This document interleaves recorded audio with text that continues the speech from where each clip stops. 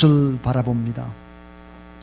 그냥 바라보면 아름다운 꽃만 보이지만 주님의 마음을 담아서 바라보면 아름다운 꽃망울에 맺힌 비바람과 눈보라도 동시에 볼 수 있습니다. 사람을 바라봅니다. 그냥 바라보면 울고 웃는 얼굴 표정만 보이지만 주님의 마음을 담아서 바라보면 눈물 속에 기쁨이, 웃음 속에 슬픔이 녹아있는 그 사람 내면의 표정이 보입니다. 성공을 꿈꾸는 젊은이들을 바라봅니다. 하루하루 중요한 것을 놓치고 사는 경우가 너무 많습니다. 무엇이 중요한지조차 모르고 바쁘게 삽니다. 표면만 보고 살아가기 때문입니다. 주님의 마음을 담아서 젊은이를 바라보면 그들의 태도에서 미래가 보입니다. 영혼 없이 일하고 능력을 키우려고들 합니다. 영혼이 없이 사람을 만나고 영혼 없는 것의 즐거움을 찾을 때 가장 중요한 때 가장 중요한 것을 못 보거나 놓치고 맙니다. 미성숙한 사람들을 바라봅니다. 십자가와 부활로 이어지는 천국이 있느냐 없느냐 그 사실을 따지고 증명하는데 초점을 두는 사람들입니다. 하나님 아버지의 마음으로 바라보면 보입니다. 부활의 능력으로 살아가는 것이 더 우선임을 발견합니다. 부활의 능력으로 살아가는 사람만이 부활을 증명할 수 있기 때문입니다. 여러분, 부활의 능력으로 살아서 부활하신 주님을 증거하는 여러분 삶이 될 수 있기를 주님의 이름으로 축원합니다. 많은 사람들이 예수님이 십자가에 못 박히시고 부활하는 것이 사실이냐 이것만을 가지고 논하는 어리석은 사람들이 있습니다. 그건 너무 당연한 것입니다. 예수 그리스도는 시공간을 초월해서 우리의 삶의 역사 속에 다시 살아나셨습니다. 이제는 그것을 논하는 단계는 지났습니다. 당연한 진리니까요. 부활의 능력을 어떻게 나타내고 보이면서 이 땅의 삶을 살아내느냐 하는 것입니다. 오늘 저는 우리의 현실 속에서 부활이 어떤 의미를 주고 예수님께서 제자들을 만났을 때 어떤 부활의 능력을 받기를 원했나 그것에 초점을 두어서 세 가지의 말씀을 나누도록 하겠습니다. 부활의 능력은 뭘까 하는 것입니다. 첫 번째입니다. 따라하세요. 모든 두려움을 이기는 평강의 능력. 여러분에게 평강의 능력이 나타나게 되기를 주의 이름으로 축복합니다. 요한복음 20장 19절 하반절에 보니까 제자들이 유대인들을 두려워하여 모인 곳에 문을 닫았더니 그랬습니다. 누가복음 24장 37절에 너희가 놀라고 무서워하여 그랬습니다. 여러분, 십자가에 못 박힌 예수 그리스도, 주님이 못 박혀 죽으신 후에 예수님과 최후의 만찬을 하던 마가 다락방에 제자들이 모였습니다. 제자들이 벌벌벌 오돌오돌 떨고 있었죠. 왜냐하면 유대인들이 예수님의 제자, 너희도 한패이기 때문에 예수님과 같이 제자들을 죽일까 하는 염려, 근심 때문이었습니다. 겁을 먹고 문을 굳게 닫았죠. 헬라의 표현을 보면 문을 닫았더니 이 표현이 뭘까? 이것은 잠그고 또 잠궈서 이중삼중으로 철저히 봉쇄하다, 그런 뜻입니다. 그러니까 이중삼중으로 문을 걸어 잠갔습니다. 두려워서. 그런데 이들이 걸어 잠근 것은 문만이 아닙니다. 두려움, 불안, 불신, 이 빗장을 굳게 걸어놓은 것이죠. 여러분, 오늘 이 시대를 살아가는 사람들은 불안에 떨고 있습니다. 도대체 믿으려고 하지 않습니다. 불신과 불안 속의 인생을 살아가는 사람들이 너무 많습니다. 자, 두려움과 불안과 불신이 판치는 이 시대 속에 신앙이란 뭘까요? 여러분 따라하세요. 신앙이란 두려움의 빗장을 걷어내는 능력이다. 그렇습니다. 의심과 불신, 이런 빗장을 걷어내는 능력이 바로 신앙이죠. 시공을 초월해서 제자들이 있는 곳에 나타났은 우리 주님 부활의 아침에 첫 번째로 제자들에게 했던 이야기는 무엇일까? 요한복음 20장 19절에 가라사대 너희에게 평안이 있을지어다. 여러분에게 이런 평안함이 있게 되기를 주의 이름으로 축복합니다. 근데 요한복음 20장 21절에 또 가라사대 너에게 평강이 있을지어다 그랬습니다. 오늘 요한복음 20장 26절에 보니까 또 연거푸 주님께서 말씀하시기를 도마도 함께 있고 문들이 닫혔는데 예수께서 오사 가운데 서서 가라사대 너에게 평강이 있을지어다 그랬습니다.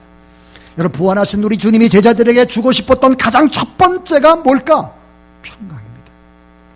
여러분, 제자들에게 뿐만 아니라 오늘 이 땅의 삶들을 살아가는 전쟁터 같은 세상, 지난 일주일 동안 여러분 돌아보시길 바랍니다. 얼마나 힘들었습니까? 주님이 주시기를 원했던, 제자들에게 줬던 그런 평강이 오늘 여러분에게도 임하게 되기를 주의 이름으로 축원합니다. 두려움과 불신 그리고 불안에서 벗어나는 참된 평강. 여러분, 이 참된 평강의 원천은 두말할 나위 없이 십자가에 못 박혀 돌아가신 예수 그리스도를 믿을 때 주님이 주신 평강인 것입니다. 여러분, 인간이 가장 두려워하는 때가 언제일까요? 죽는 것입니다. 죽음은 너무 사람들이 두려워하는 것이죠. 근데 죽음을 깨뜨리고 주님이 부활하신 것입니다. 인간이 제일 두려워하는 것은 뭘까요? 죄악입니다. 죄의 문제죠. 근데 부활하신 우리 주님이 함께 하셔서 두려움의 문을 열고 제자들은 나올 수 있었고, 불신의 문을 깨고 나올 수 있었고, 불안의 문도 박차고 나와서 평강에 살아계신 예수 그리스도의 복음을 증거할 수 있었다 하는 것입니다. 그래서 결국은 평강의 사도요, 평강의 능력을 나누는 사람들, 12제자가 누구입니까? 갈릴리의 촌동네의 완전히 촌딱들입니다. 이 촌딱들이 지구촌 온 세상을 다 뒤집어 놓은 것이죠. 가장 강력했던 로마 나라는 그 나라도 결국은 뒤집히고 말았던 것입니다. 두려움에 오도를 떨고 배반했던 여러분 제자 가운데 베드로의 외침을 들어보십시오. 베드로서 1장 2절에 은혜와 평강이 너에게 더욱 많을지어다. 또 베드로 3장 14절에 주 안에 점도 없고 흠없이 평강 가운데 나타나기를 힘쓰노라 그랬습니다. 사도 바울의 외침도 한번 들어보십시오. 빌립보 4장 7절에 그리하면 모든 지각에 뛰어난 하나님의 평강이 그리스도 예수 안에서 너의 마음과 생각을 지키시리라. 여러분, 사도 바울은 이 말을 할 때 어디 있었는가? 로마의 감옥 속에 있었습니다. 이 감옥은 2중 3중으로 철장의 문이 굳게 닫혀 있죠. 그것은 지하 어두컴컴한 감옥입니다. 이 감옥은 바위를 팠습니다. 먹을 것이 제대로 제공될 리가 없죠. 모든 여건이 지옥과 같습니다.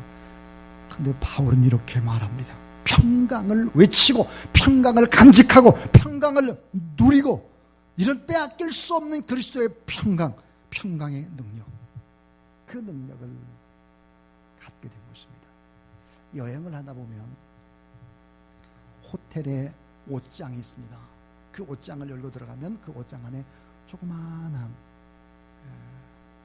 귀한 귀중품을 맡길 수 있는 조그마한 금고 하나가 나옵니다. 자, 귀중한 것을 넣어두는 것입니다. 저도 종종 여권이라든지 또 패스포드라든지 이런 것들을 이제 이렇게 보관하죠. 거기다가. 근데 이렇게 돼 있습니다. 경고문이 하나 써 있죠. 그 작은 금고에는 더 귀중한 것은 호텔 프론트에 있는 금고에 맡기십시오. 호텔 프론트에 맡기지 않는 물품에 대해서는 분실시 책임지지 않습니다. 꼭 잊지 마십시오. 그렇게 되어 있습니다. 맡긴 것만 책임을 지겠다 하는 것입니다. 사랑하는 여러분, 오늘 우리는 누구일까요? 우리 성가대가 조금 전에 참 아름다운 찬양, 본향을 향하여 라는 찬양을 했습니다.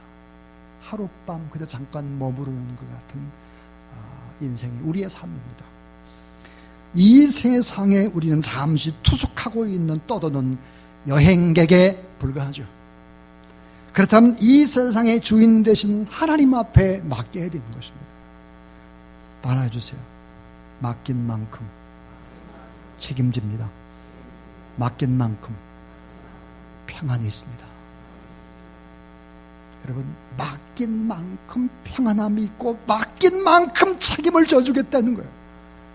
안 맡기면 그건 내가 해야 되기 때문에 두려움에 오도돌 떨게 되는 것입니다. 여러분, 불신, 내가 믿지 않는데 어떻게 내 주변의 사람이 행복합니까? 불가능한 일입니다. 부활하신 예수님, 그 예수님께서 너희에게 평강이 있을지어다 그랬습니다. 요한복음 14장 27절에 평안을 너에게 끼치노니 곧 나의 평안을 너에게 주노라. 내가 너에게 주는 것은 세상에 주는 것 같지 않다. 여러분, 세상의 평안이 아니라 주님이 주시는 평안함, 성령 하나님께 주시는 평안함이, 그 평강의 샬롬이 여러분에게 있게 되기를 바랍니다. 부활의 능력은 바로 하나님 앞에 맡기고 얻는 평강입니다. 두 번째입니다. 두 번째는 따라하셔. 믿고 맡기며 보내는 능력. 자, 믿고 맡기며 보냅니다. 자, 보내는 사랑의 능력입니다. 요한복음 20장 21절에 예수께서 가라사 너에게 평강이 있을지어다 이렇게 말합니다. 따라해 주세요. 아버지께서 나를 보내신 것 같이 나도 너희를 보내노라. 하나님 아버지께서 이 땅에 여러분을 사랑해서 예수를 보낸 것처럼 나도 너희를 세상 가운데 보낸다 하는 것입니다. 근데 보니까 예수님이 보내는 사람들이 누굴까? 제자들이 결정적인 순간에 배신하는 사람들. 근데 이 배신자들을 주님이 꾸짖지 않고 허물투성이고 여전히 부족하고 여전히 문제가 많아요. 근데 우리 주님 변함없이 사랑을 하는 것입니다. 믿어주는 것이죠. 신뢰하는 것입니다. 위대하신 주님의 사랑, 그 큰 은혜를 입은 제자들, 하나님의 언약, 사랑이라는 언약, 이 원칙을 붙잡고 살아가도록 믿어주고 맡겨주고 사랑해주고, 그리고 하나님 일할처럼 하나님 나라의 대사로, 또 사실은 하나님 나라의 대행자로, 하나님 나라의 대리자로 인생을 너희가 그렇게 이제 살아가라라고 믿어주는 거예요. 여러분, 믿어주는 것만큼 성장하죠. 일을 맡겨주고 격려해주고 위로해주는 것만큼 사실은 어때요? 아름다운 열매를 보게 될 것입니다. 무자격자입니다. 배신자죠. 게으르고 악한 자입니다. 하찮은 촌동네의 사람들이에요. 근데 이들에게 어때요? 보낸다. 맡기는 것입니다. 여러분, 신앙이 무엇입니까? 신앙은 믿어주는 능력이요, 맡겨주는 능력입니다. 여러분, 예수 그리스도의 부활을 믿는다고 하면 이런 능력을 의지하고 사는 것입니다. 사도 요한은 이렇게 권면을 합니다. 그러므로 사랑하는 나의 자녀 여러분은 그리스도와 함께 살아가십시오. 그러면 그리스도께서 다시 오시는 그날 우리가 자신을 갖게 되고 다시 오시는 그분 앞에 부끄러움을 당하지 않을 것입니다. 그랬습니다. 우리는 부끄러워할 것을 부끄러워하고 부끄러워하지 말아야 될 것을 부끄러워하지 않아야 합니다. 제주의 조천 초등학교 6학년 학생인 안현숙 양이 우리 아빠라는 제목으로 글짓기를 했습니다. 그 내용은 이렇습니다. 5, 6살 적인가 처음 알았다. 아빠가 말을 못하신다는 것을. 어디언가 갈 때면 초라한 추리닝을 입고 한마디 말도 못하는 아빠가 정말 싫었다. 그런데 내가 손을 크게 다쳤을 때 정신없이 추리닝을 입고 나를 등에 업고 병원으로 달려가시는 아빠, 말은 못하고 아빠 등 뒤에서 엉엉 난 울어버렸다. 말 못하는 아빠가 부끄러웠습니다. 근데 아빠의 사랑을 받고 나니까 아빠가 더 이상 부끄럽지 않았다는 거예요. 여러분, 6학년짜리 꼬마 아이가 부끄러워할 것과 부끄러워하면 안 될 것을 알았다면 오늘 우리는 누구입니까? 정말 우리가 부끄러워해야 할 것은 공부를 많이 못한 것이 아닙니다. 집이 좋은 집이 아니고 지하실인 것, 이런 것이 부끄러운 것이 아니에요. 자동차, 배기량, 시원찮은 차를 끌고 차도 없는 거, 이런 게 부끄러운 것이 결코 아닙니다. 여러분, 이런 것은 우리가 절대로 부끄러워야 될 것이 아니에요. 사실은 어때요? 오히려 돈 많고 적당히 살아가는 그런 것 자체를 부끄러워해야 합니다. 우리 이용봉 선교사님도 조금 전에 설교한 우리 김수일 선교사님이 18년을 중국에서 선교사를 하고 돌아왔습니다. 단돈 500만 원도 없고 1000만 원도 없었죠. 제가 이렇게 말했습니다. 잘 살았다. 선교사로서의 삶을 잘 산 거다. 잘못 산 것이 결코 아니다. 제가 그렇게 말했습니다. 정말 우리가 부끄러워해야 될 것은 돈이 없는 것이 아니에요. 못 배운 것이 아닙니다. 그런 것은 우리가 부끄러워해야 될 것이 아니에요. 오히려 당당해야 하는 것이죠. 우리가 정말 부끄러워해야 되는 것은 이런 것입니다. 두려움과 불신과 불안 속에 살아가는 거예요. 우리도 세상 사람들처럼 믿지 못하고 맡기지 못하는 것입니다. 죄짓고 넘어지기를 반복하죠. 계속해서 원칙 없이 왔다 갔다 행동하는 이런 삶의 모습 자체를 부끄러워해야 되는 게 아니겠습니까? 사랑하는 여러분, 부활의 능력이란 뭘까요? 모든 두려움을 이기는 평강의 능력입니다. 믿는 것입니다. 맡겨주는 것입니다. 그리고 주님이 어때요? 말도 안 되는 사람을 보낸 것처럼 우리도 그렇게 신뢰로 사랑으로 그렇게 그 사람을 믿어주고 응원해주는 것이죠. 이게 부활의 능력입니다. 이제 마지막 부활의 능력은 과연 무엇일까? 저는 이 세 번째 말씀을 준비하면서 우리 주사랑 교회의 교회 24년을 돌아보고 또 저의 삶도 돌아봤습니다. 세 번째가 가장 중요한 것입니다. 여러분 따라하세요. 고난의 상처와 아픔의 흔적을 보이는 능력. 부활의 능력이 뭡니까? 고난의 상처와 아픔의 흔적을 보일 수 있는 희생의 능력인 것입니다. 요한복음 20장 26절부터 27절에 여들의 8일이 지나서 제자들이 다시 집안에 있을 때 도마도 함께 있었고 문들이 닫혔는데 예수께서 오사 가운데 서서 가라사대 너희의 평강이 있을지어다 하시고 도마에게 이르시되 내 손가락을 이리 내밀어 내 손을 보고 내 손을 내밀어 내 옆구리에 넣어보라. 그리하고 믿음 없는 자가 되지 말고 믿는 자가 되라 그랬습니다. 여기서 아주 중요한 진리가 있습니다. 너무 중요한 것이 있습니다. 그것은 도마가 예수 그리스도의 부활하신 증거를 찾을 때 얼굴에서 찾은 것이 아니고 말에서 찾은 것이 아닙니다. 옷에서 찾은 것도 아닙니다. 예수님이 부활하신 그 흔적을 고난당한 상처 그 흔적에서 찾고 있다는 것입니다. 이 상처의 흔적에서 부활의 증거를 찾습니다. 도마가 도저히 예수님을 믿지 못하겠다, 부활하신 예수님을 믿지 못하겠다, 내게 보여달라 했을 때 이 도마가 찾는 부활의 흔적은 다름 아니라 고난의 상처입니다. 아픔의 흔적입니다. 손에 못자국이 있느냐, 옆구리에 창자국이 있느냐 하는 것이죠.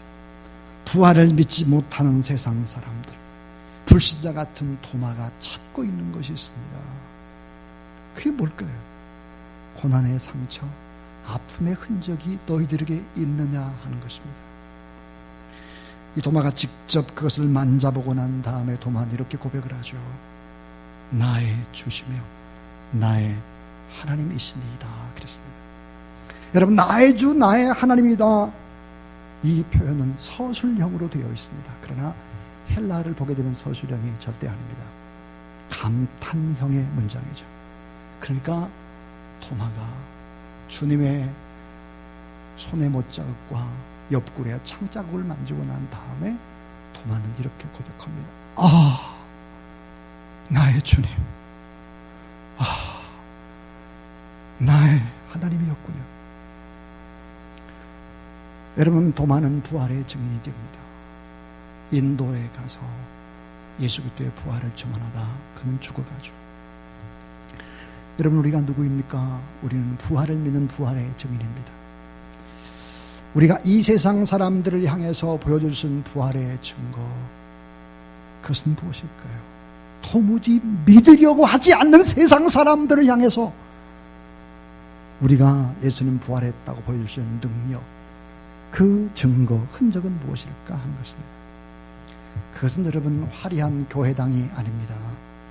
화려한 기도원, 잘 지은 교육관, 훌륭한 문화센터 같은 겉모습이 절대 아닙니다. 도마가 예수 그리스도의 부활의 증거로 요구한 것은 바로 고난의 흔적, 아픔의 흔적, 고통의 상처, 희생을 당했느냐 하는 것입니다. 오늘 교회가 이 세상을 향해서 보여줘야 하는 능력은 뭘까요? 집단화된 이기심이 아닙니다.